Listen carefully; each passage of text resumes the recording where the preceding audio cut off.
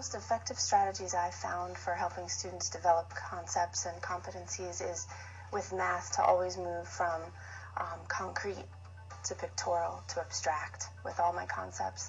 That can be a challenge. For instance, when I had my students practice circumference, I had them generate the formula, and I gave them all paper circles, and they had to cut up the circles and try to develop that formula from scratch. That was hard for them to do, but then once they developed the formula, they sure didn't forget it. They took ownership of it that way.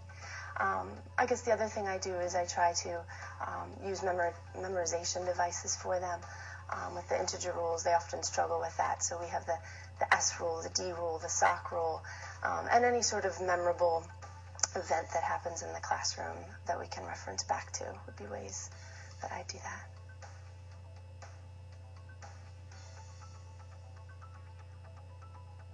Formative assessment helps me to understand the thought process of my students, where they're at right now.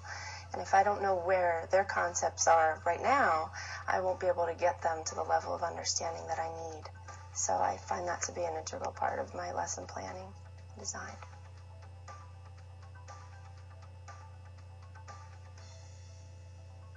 I use cooperative learning frequently, especially during study halls. I have a peer tutoring group. Even students that I know might be weaker students, I'll encourage to come, and they will be a tutor to other kids, and I'll oversee that. So sometimes that can give a weaker student confidence. In class, I try to always have at least one opportunity per class period where they're working with someone else. Gets them up out of their seat, talking, and it just makes them a little more confident with their work.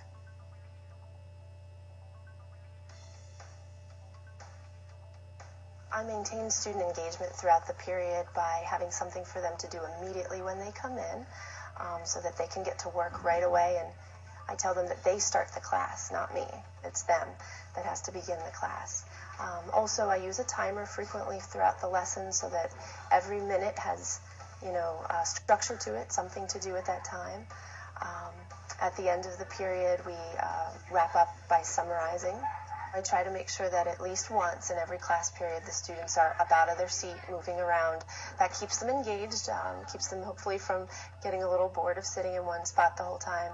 And also, if we have a few random minutes at the end of the class period, I have what I call a bell work file, and in there I have maybe flashcards or maybe a quick game that can be played, something that will take us right up to when that bell rings.